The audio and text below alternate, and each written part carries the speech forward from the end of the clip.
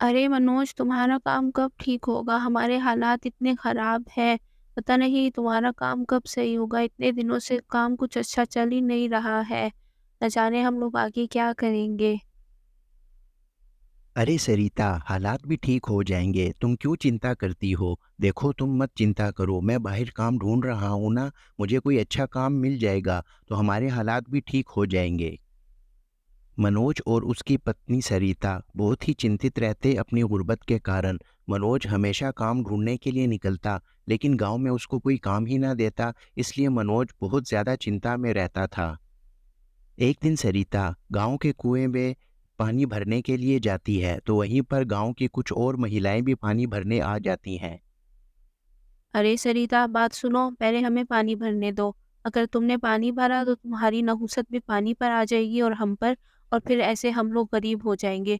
तो इसीलिए तुम थोड़ा इंतज़ार करो, पहले हम लोगों को पानी भर लेने दो, यही अच्छा होगा। सरिता बहुत ही निराश होती है गांव वालों की बातों से। एक तो वो सोचती है कि हम गरीब हैं, और दूसरा गांव वालों का विवाद भी हमारे साथ कुछ अच्छा नहीं है। इसलिए वो बहुत ज़्यादा निराश होती है और बगैर पानी भरे ही वहाँ पर वापस आ जाती है। सरिता जैसे ही घर आती है, वहाँ पर मनोज पहले से ही खड़ा होता है। अरे सरिता, ये क्या, आज तो तुम बगैर पानी भरे ही वापस आ गई। खैरियत तो है ना? सब कुछ ठीक तो है ना? अरे, गाँव वालों का व्यवहार तो बहुत ज़्यादा ख़राब हो गया है। मैं आज पहले पानी भरने गई थी और मेरी बारी भी पहले थी, लेकिन मुझे किसी ने भी पानी नहीं भरने दिया और सब यही कह रहे थे कि तुम्हारी नहुसत हम लोगों पर आ जाएगी। एक तो हमारे हालात ख़राब है, ऊपर से इन लोग का व्यवहार इतना ख़राब हो गया है। अरे सरिता, तुम्हें चिंता करने की बिल्कुल ज़रूरत नहीं है। मैं काम ढूंढ रहा हूँ ना। हमारी गरीबी जल्दी ही चली जाएगी, ऊपर वाला हमारी दुआ लाजमी सुनेगा। तुम बस चिंता मत करो। यूँ मनोज गांव में हर जगह जाता है, जगह जगह काम ढूंढने के लिए जाता है, लेकिन गांव में उसको कोई काम नहीं देता उसकी गरीबी के कारण। और मनोज बहुत ज़्यादा निराश हो जाता है कि आखिर मैंने ऐसा क्या कर दिया है कि गांव वालों का विवाद भी हमारे साथ अच्छा नहीं और कोई काम भी नहीं देता।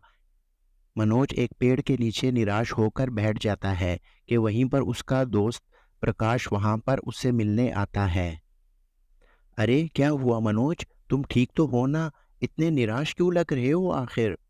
अरे क्या बताऊं प्रकाश, गांव में मुझे कोई काम नहीं दे रहा और मेरे पास अब बिल्कुल पैसे नहीं हैं।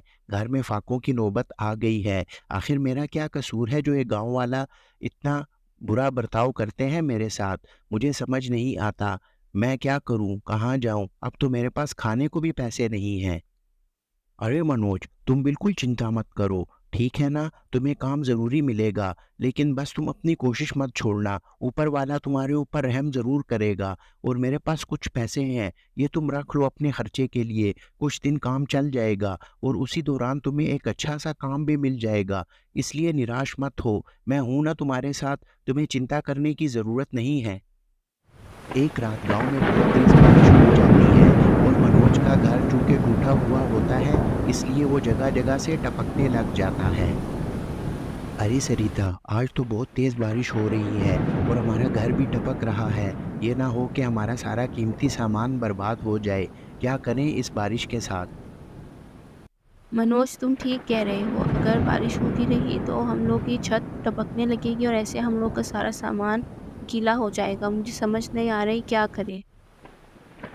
ऐसा करते हैं कि अपना ये सारा कीमती सामान पड़ोसियों के हाथ छोड़ आते हैं। उनका घर तो बिल्कुल नया है और अच्छा भी है और टपकता भी नहीं है। हमारा सामान इस तरह बच जाएगा बर्बाद होने से। अरे मनोज, क्या हुआ है? क्यों इस टाइम तंग कर रहे हो? सब खैरियत तो है ना? अरे भाई साहब, हमारा छत बहुत टपक रहा है बारिश के कारण। आप हमारा ये कीमती सामान रख लीजिए, हम आपसे फिर बारिश के बाद ले जाएंगे। अगर ये हमारे घर में रहा तो ये सारा कुछ बर्बाद हो जाएगा, आपको तो पता है। अरे जाओ यहाँ से, मैं तुम्हारा सामान कोई नहीं रख रहा। तुम्हारी नहुसत मेरे ऊपर भी आ जाएगी और मैं भी गरीब हो जाऊंगा, और आइंदा के बाद कोई सामान ना लाना मेरे घर। ठीक है, आई समझ? यूं सरिता और मनोज पूरी रात अपने सामान के इर्द गिर्द बैठे रहते हैं और उसकी हिफाजत करते रहते हैं, ताकि कहीं उनका सामान गीला होके तबाह बर्बाद ना हो जाए। अच्छा सरिता, अब बारिश रुक गई है, अब मुझे जाना होगा। मैं कोई काम ढूँढने निकलता हूँ और तुम सामान की हिफ़ाज़त करना। आज मुझे काम लाज़मी मिल जाएगा, मुझे इतना यकीन है और मैं कुछ आते हुए खाने के लिए भी ले आऊँगा। तुम चिंता मत करो, ठीक है? मैं आ जाऊँगा। मनोज घर से बाहर निकलता है काम ढूँढने के लिए और वो दिल में ही दुआ कर रहा होता है कि कोई काम मिल जाए। लेकिन ये क्या, मनोज को एक दूर आदमी लेटा हुआ नज़र आता है। अरे भाई साहब, उठिए, आपको क्या हुआ है? उठिए तो सही, भाई साहब आपको क्या हुआ है? अरे लगता है ये बेहोश हो गए हैं, मुझे इनको अपने घर लेके जाना पड़ेगा, नहीं तो इनकी तबीयत और ख़राब हो जाएगी। अरे सरिता, इधर आओ तो सही, देखो ये कौन है? आओ तो सही ज़रा, ये बेहोश पड़े हैं। अरे ये कौन है? तुम इनको कहाँ से लाए हो? और इनको क्या हुआ है? ये बेहोश क्यों पड़े हुए हैं यहाँ? अरे मैं काम ढूँढने जा रहा था कि रास्ते में ये गिरे पड़े हैं। पता नहीं इनको क्या हुआ है, लगता है इनकी तबीयत बहुत ज़्यादा ख़राब है। तुम ऐसा करो, तुम हकीम जी की दवा तैयार करो, मैं इनको पिलाता हूँ, इनको लाज़मी होश आ जाएगा। यूँ सरिता जल्दी से ही हकीम जी की दवाई बनाने लगती है और वो सोच रही होती है कि ये व्यक्ति कौन है पता नहीं। जैसे ही हकीम जी की दवाई उस व्यक्ति को पिलाते हैं, वो बिल्कुल होश में आ जाता है। अरे ये मैं कहाँ पर हूँ और आप दोनों कौन हैं? मुझे कुछ समझ नहीं आ रहा, मैं कहाँ पर हूँ? अरे भाई साहब, आप तो मुझे गिरे पड़े मिले थे गाँव में, मैं आपको उठाकर अपने घर ले आया। आपकी तबीयत बहुत ज़्यादा ख़राब थी, आप बेहोश थे। मैंने आपको हकीम जी की दवाई पिलाई तो आपको होश आया। अब आपकी तबीयत कैसी है? आप ठीक तो हैं ना? अरे हाँ, मेरी तबीयत ख़राब हो गई थी और तुम्हारा बहुत धन्यवाद कि तुम मुझे यहाँ पर ले आए हो, वरना मेरी तबीयत और ज़्यादा ख़राब हो जाती। अरे नहीं भाई साहब, धन्यवाद की क्या बात है, ये तो मेरा फ़र्ज़ था कि मैं आपकी मदद करूँ। आप बीमार पड़े हुए थे, आपको कोई होश नहीं था। सरिता तुम ऐसा करो कि तुम खाना बना के लेके आओ ताकि इनको कुछ राहत मिल सके। तुम जल्दी से खाना बना के लाओ। यूँ सरिता उस व्यक्ति के लिए जल्दी से खाना बनाने लगती है। उनके घर कुछ होता तो नहीं, लेकिन जो होता है उसी से बनाती है। अरे भाई साहब, आपका नाम क्या है? और आपका ये घर इतना टूटा-फूटा क्यों है? और आप क्या काम करते हैं? मेरा नाम मनोज है और मैं यहाँ पर ही रहता हूँ। ये हमारा टूटा-फूटा घर है। साहब हम गरीब लोग हैं, हमारा घर ऐसा ही होता है और मैं तो छोटे-मोटे काम करता हूँ, लेकिन आजकल कोई काम नहीं मिल रहा। समझ नहीं आ रही कि ज़िंदगी का गुज़ारा कैसे होगा? अरे मनोज, तुम तो बहुत अमीर आदमी हो। इतनी गरीबी के कारण तुम फिर मुझे यहाँ पर ले आए और तुमने मेरी मदद की। तुम्हारा बहुत धन्यवाद। लेकिन मेरे पास तुम्हारे लिए एक काम है। तुम मेरे लिए काम करोगे क्या? अरे साहब, मैं क्यों नहीं करूँगा? मुझे काम की बहुत सख्त ज़रूरत है। अब तो हमारे घर कुछ खाने को भी नहीं होता। अगर आप मुझे काम दे देंगे तो आपका बहुत ज़्यादा धन्यवाद होगा।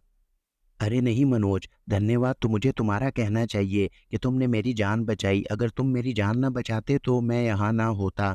और हाँ, मेरा शहर में एक बहुत बड़ा कारखाना है। मैं यहाँ पर घूमने आया था, लेकिन मेरी तबीयत ख़राब हो गई। अब तुम मेरे साथ शहर चलो, मैं तुम्हें काम भी दूँगा और एक अच्छा-सा घर भी दूँगा।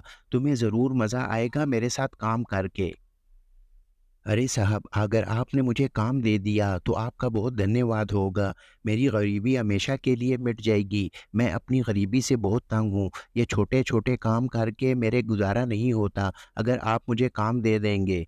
अरे क्यों नहीं, मैं तुम्हें लाज़मी काम दूँगा। तुम बिल्कुल चिंता मत करो। अब मेरी तबीयत काफ़ी बेहतर हो गई है और मैं चलता हूँ। मैं कुछ दिनों के बाद तुम्हें लेने आऊँगा। मैं तुम्हारे लिए घर का बंदोबस्त कर लूँ। ठीक है साहब, मैं आपका इंतज़ार करूँगा कि आप मुझे लेने आएँगे और आप जैसा काम कहेंगे मैं वैसा ही करूँगा। आप चिंता मत कीजिए, मैं बहुत मेहनत के साथ काम करूँगा और आपको निराश नहीं करूँगा। अरे सरिता, तुम्हारे लिए खुशखबरी है। तुम्हें पता है जिस व्यक्ति को मैं लेके आया था ना, वो बहुत बड़ा कारखाने का मालिक है शहर में। वो मुझे कह रहा था कि मैं तुम्हें लेने आऊँगा और तुम्हें शहर में अपने कारखाने में काम भी दूँगा और उसके बाद तुम्हारे रहने के लिए घर भी दूँगा। तुम चिंता मत करो, तुम्हारी गरीबी हमेशा के लिए मिट जाएगी। अब तो बहुत ज़्यादा मज़ा आएगा, देखना तुम। अरे ये तो बहुत खुशी की बात है कि आपको शहर में काम मिल जाएगा। इस तरह हमारी गरीबी के दिन ख़त्म हो जाएँगे। और हम भी कुछ सुख का साँस ले सकेंगे। वो आदमी क्या कह रहा था? वो कब तक आएगा आपको लेने के लिए ताकि हमारी जल्दी से इस जगह से भी जान छूट जाए और हम लोग चले जाएँ यहाँ से? हाँ, वो कह रहा था कि मैं तुम्हें वापस लाज़मी लेने आऊँगा, तुम्हें शहर लेके जाऊँगा और तुम्हारे घर भी लेके दूँगा। बस तुम चिंता मत करो, सब कुछ ठीक हो जाएगा। अरे मनोज, तुम्हें पता है तुम्हारे लिए एक बहुत बड़ी खुशखबरी लाया हूँ। अरे क्या हुआ? मुझे भी बताओ तो सही, क्या तुम्हें काम मिल गया है? अरे हाँ, मुझे बहुत बड़ा काम मिल गया है शहर में। तुम्हें पता है मैंने एक व्यक्ति की मदद की थी। वो गाँव में बेहोश पड़ा हुआ था, मैं उसको अपने घर ले आया था। तो वो जैसे होश में आया उसने मुझे कहा कि मैं बहुत बड़ा कारखाने का मालिक हूँ। अरे मनोज क्या बात है, तुम्हारी तो किस्मत ही खुल गई है। तुम मेरे साथ एक वादा करो, जब तुम शहर चले जाओगे और काम अच्छे से करने लगोगे, तो तुम भी मुझे शहर बुला लेना। मैं तुम्हारा भी हाथ बटा दिया करूँगा।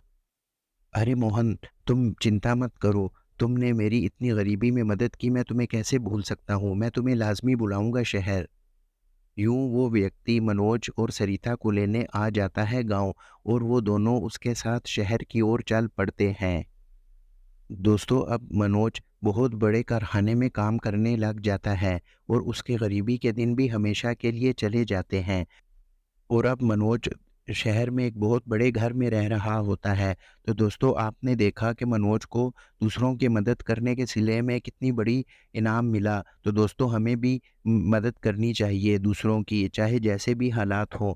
तो दोस्तों आपको हमारी आज की स्टोरी कैसे लगी? हमें कमेंट सेक्शन में लाज़मी बताइएगा। हमारे चैनल को सब्सक्राइब कीजिए और बेल आइकन को ज़रूर प्रेस कीजिए ताकि हमारे हर आने वाली वीडियो का नोटिफ़िकेशन आपको टाइम पे मिल सके। तो दोस्तों आपको हमारी वीडियोस कैसे लगती हैं कमेंट सेक्शन में लाज़मी बताइएगा।